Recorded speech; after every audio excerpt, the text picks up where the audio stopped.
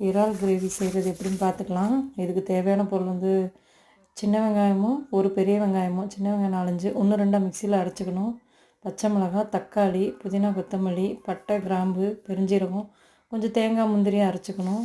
Oil விட்டுக்கணும். இப்போ கொஞ்சம் ஆயில் போட்டுட்டு அப்புறம் பட்டை, பெருஞ்சீரகம், ஒரு கிராம்பு போட்டு அது பொரிஞ்சவொடனே பச்சை மிளகாய் 2 பச்சை மிளகாவை போட்டு நல்லா ஃப்ரை பண்ணணும். பச்சை மிளகாய் போட்ட பிறகு அந்த 1 2 அடித்து வச்ச வெங்காயத்தை ஃபுல்லாக போட்டு அதை நல்லா ஃப்ரை பண்ணணும். அந்த பச்சை ஸ்மெல் போகிற வரைக்கும் கொஞ்சம் ஃப்ரை பண்ணணும். ஃப்ரை பண்ணிவிட்டு அது வதங்குறதுக்கு கொஞ்சம் உப்பு போட்டுக்கணும். எப்பயுமே உப்பு போட்டு வதக்கிட்டு இஞ்சி பூண்டு பேஸ்ட்டு, அதிலே இஞ்சி பூண்டு பேஸ்ட்டு போட்டுக்கலாம். போட்டுட்டு இஞ்சி பூண்டு போடும்போது நல்லா பிடிக்கும், பார்த்து வதக்கணும். மற்றபடி தக்காளி, கருவேப்பிலை, கொத்தமல்லி, புதினா எல்லாத்தையும் ஒன்றா போட்டு நல்லா வதக்கிடணும். வதக்கிட்டு அப்புறம் நம்ம இறாலை மஞ்சத்தூள் போட்டு உப்பு போட்டு பிணைஞ்சு எடுத்து வச்சதை அப்படியே போட்டு அதையும் கொஞ்சம் நல்லா வதக்கணும்.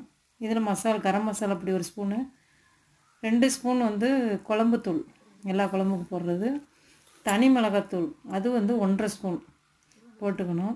லாஸ்ட்டாக டேஸ்ட்டுக்காண்டி மட்டன் மசாலா எது இருந்தாலும் 1/2 ஸ்பூன் போட்டுக்கணும். போட்டுட்டு நல்லா மசாலாவும் இறாலும் நல்லா ஒன்றோட ஒன்று பரட்டி வதக்கணும். வதக்கிட்டு பார்க்கையிலே நல்லா இதாக டேஸ்ட்டாக வரும்.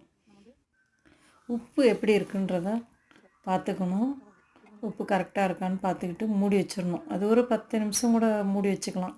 ரொம்ப நேரம் இருந்தால் இறால் ரொம்ப லப்பர் மாதிரி ஆயிரும். இப்போ தேங்காயும் முந்திரி குருணை அது 2ஐயும் அரைச்சி வச்சது, ஒரு சில் தேங்காய் சீல் போதும் போட்டுட்டு ஃபைனலாக நல்லா கிளறி விட்டுறணும். கொஞ்சம் தண்ணியை ஆட் பண்ணிக்கலாம் இதில்.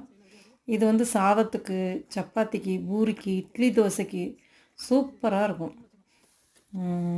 ஒரு 5 நிமிஷம் சிம்மில் வச்சு மூடி வச்சுட்டு இப்போ எடுத்து பார்த்தோம்னா சுவையான இறால் கிரேவி ரெடி.